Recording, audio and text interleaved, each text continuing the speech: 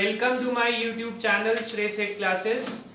हमने इको में एक चैप्टर स्टार्ट किया हुआ है, इंडिया पाकिस्तान चाइना अ कंपैरेटिव स्टडी। इस चैप्टर का आज हम एक नया टॉपिक स्टार्ट कर रहे हैं। टॉपिक का नाम है ह्यूमन डेवलपमेंट। बेटा ह्यूमन डेवलपमेंट तीनों देश में कैसी हुई है वो बताने से पहले इन्होंने बताया कि ह्यूमन डेवलपमेंट को हम कैसे समझ सकते हैं कि ह्यूमन डेवलपमेंट हुई है किसी देश की या नहीं हुई। तो देखो सबसे पहले टॉपिक यही लिखा है, सम इंडिकेटर्स ऑफ ह्यूमन डेवलपमेंट। कुछ ऐसे इंडिकेटर हैं जो शो करते हैं कि ह्यूमन डेवलपमेंट हुई है या नहीं। पहला इंडिकेटर लिखा है लाइफ एक्सपेक्टेंसी। बताओ लाइफ एक्सपेक्टेंसी हमारे देश की बढ़ी है या नहीं? बढ़ी है। पहले 32 इयर्स थी, अभी 68 इयर्स है। हमने पिछले चैप्टर में डेटा पढ़ लिया था। नंबर 2, एडल्ट लिटरेसी रेशियो, ये कब अच्छी मानी जाएगी? Higher the better. देखो टॉपिक समझाना चाह रहे हैं कि लाइफ एक्सपेक्टेंसी ह्यूमन डेवलपमेंट से कब रिलेट होगी, which is higher the better. Adult literacy ratio higher the better. Percentage of population below poverty line, ये हायर द बेटर या lower the better? Lower the better. जितना कम होगा उतना better होगा। Fourth point, infant mortality rate, lower the better. Infant mortality rate का मतलब क्या होता है? जो बच्चे पैदा होते ही मर जाते हैं, उनकी जितनी कम डेथ होगी that is the better for human development. Point number 5, percentage of population having access to improve water sources, अच्छी वाटर सप्लाई मिले, higher the better. Clear? Point number G, percentage of undernourished population. Undernourished मतलब जिनको पूरे nutritions नहीं मिल पाते, lower the better. जितने कम ऐसे लोग होंगे उतना अच्छा है। Percentage of population having access to improve sanitation, साफ सफाई वाली जगह, ये higher the better. Last point, GDP per capita, higher the better. Is it okay? आगे चलते हैं हम। इन्हीं पॉइंट को हमने डिस्कस किया है, कौन सी चीज हमारे देश के लिए कब बेटर होगी। पढ़ते हैं। In the year 2017 human development for China, India and Pakistan is 0.72।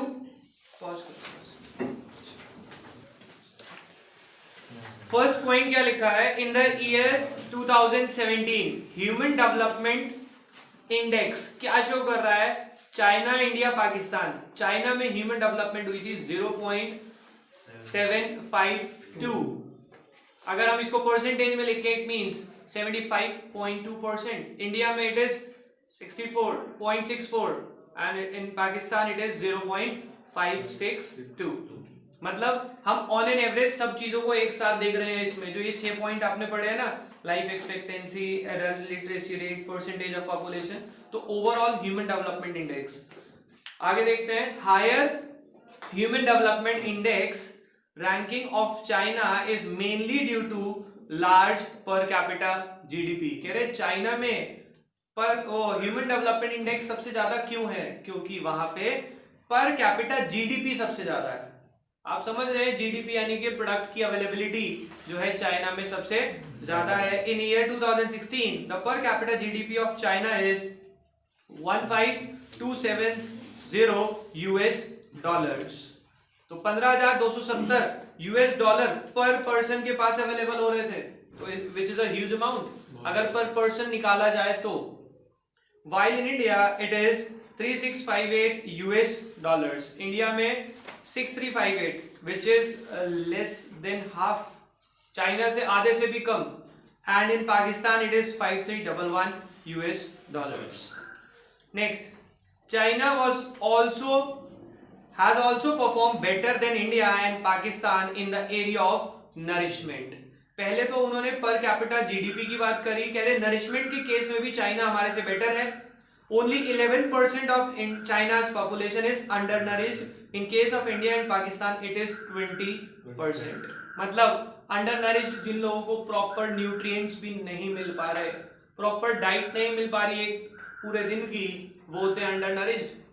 Next, The infant mortality rate in China is 11.8% per thousand as compared with 37.8 per thousand in India and 50.4 per thousand in Pakistan. यानी कि China में कितने बच्चे पैदा होते मरते on an average 12, India में on an average 38 and in Pakistan it is 50 per thousand. Clear? Next point. Maternal mortality rate is just 27 per lakh in China as compared it is 174 in India and 178 in Pakistan. ठीक है, अब बेटा ये data है, pure data आपको याद करना पड़ेगा, कोई इसका ट्रीट इलाज नहीं है आपके पास.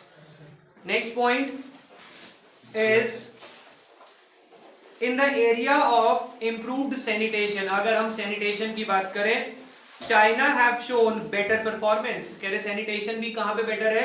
चाइना में. In China 76.5% of the population having access to improved sanitation as compared to India it is 39.6 and in Pakistan it is 63.5. देखो sanitation सबसे बेकार हमारे देश का, साफ सफाई सबसे कम हो रही है हमारे देश में. It is just available to almost 40% population. बाकी सब अभी भी साफ सफाई में नहीं रह रहे.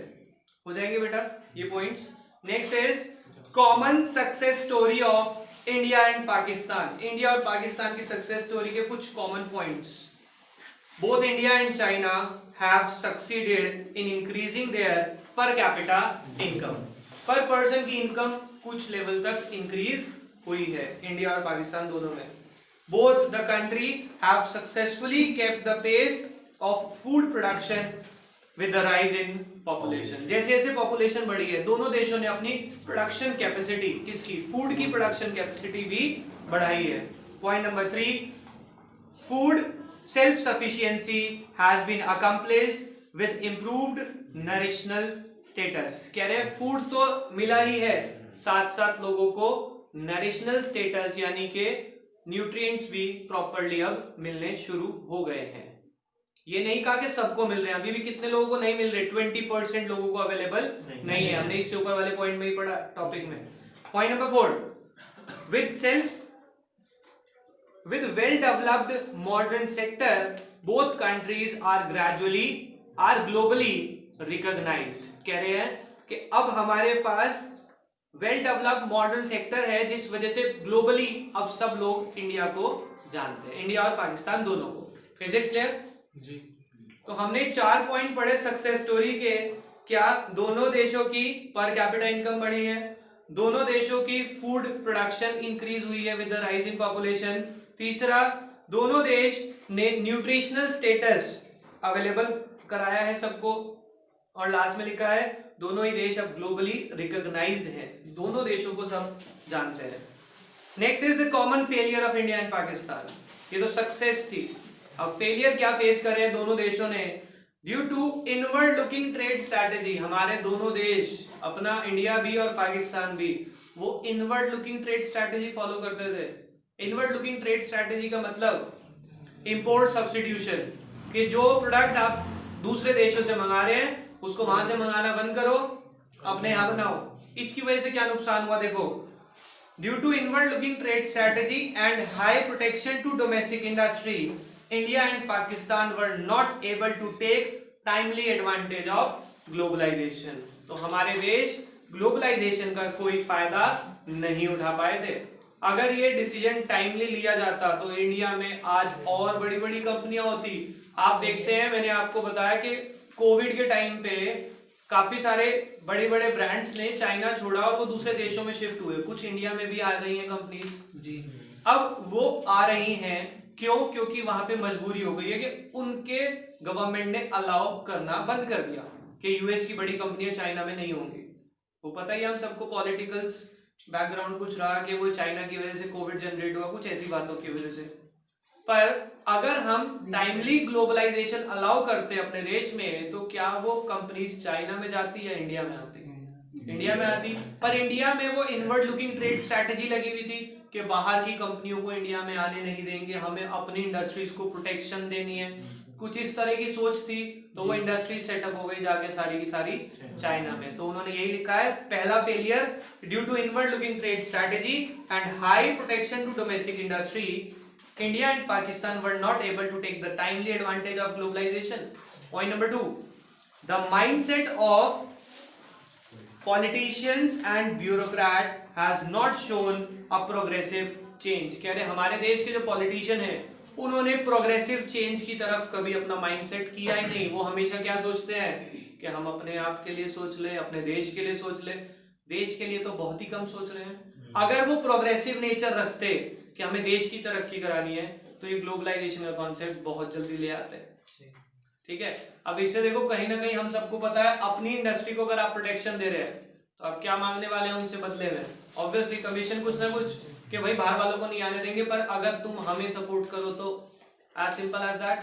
तो इसीलिए उन्होंने प्रोग्रेसिव स्ट्रैटेजी शो नहीं करी, उन्होंने देश की तरक्की का नहीं सोचा, सिर्फ अपना ही सोचा।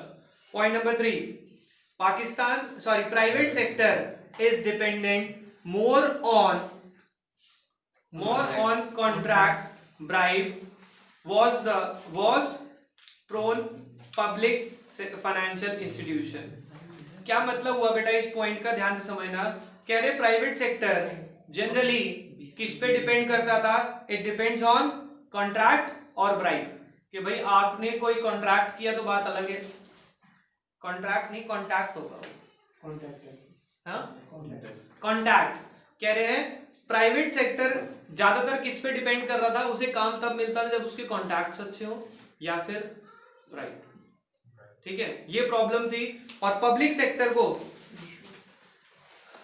Loan from public sector institution लेने जो है हमारे लिए प्रॉब्लम हो गई थी। Tax evasion is a national hobby, हमारे देश की एक हॉबी बन चुकी है कि हम टैक्स को इवेड करेंगे, यानी कि टैक्स की चोरी करेंगे। सरकार को पूरा टैक्स नहीं देंगे, चाहे कुछ भी करके अपना टैक्स बचा लेंगे। ये हमारी इकोनॉमी की एक बहुत बड़ा फेलियर है।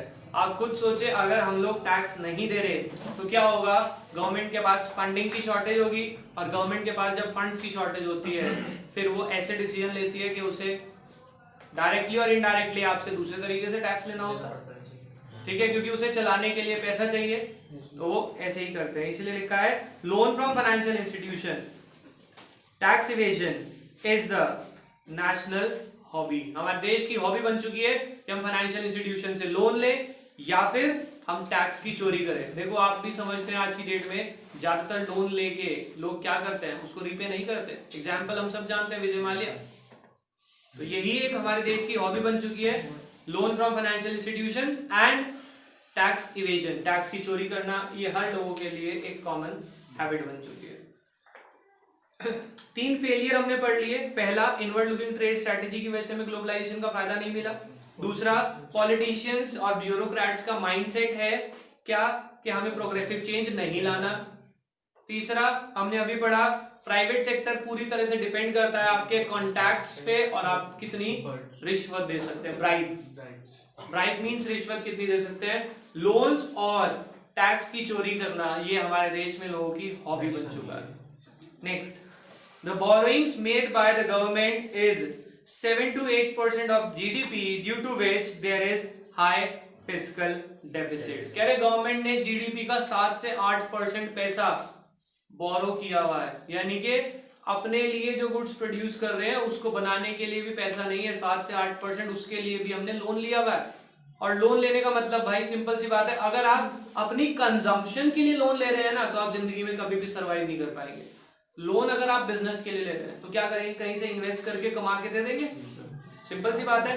बिजनेस के लिए अगर हम लोन ले रहे हैं तो कोई प्रॉब्लम नहीं है, पर अगर हम अपनी कंजम्पशन के लिए लोन ले रहे हैं तो क्या होगा, पैसा लोगे, खाना खरीद के बनाओगे और खा लोगे, अब वो चुकाने के लिए हिम्मत कहां से आएगी? सोर्स ऑफ अर्निंग भी तो होनी चाहिए। तो दिस इज द प्रॉब्लम। क्या लिखा है, the borrowing made by the government is 7 to 8% of the GDP, due to which there is high fiscal deficit. Fiscal deficit का मतलब आप सबको पता है, जब हमारी बोरोइंग्स ज्यादा हो जाए। ठीक है, नेक्स्ट बाद में बात करेंगे।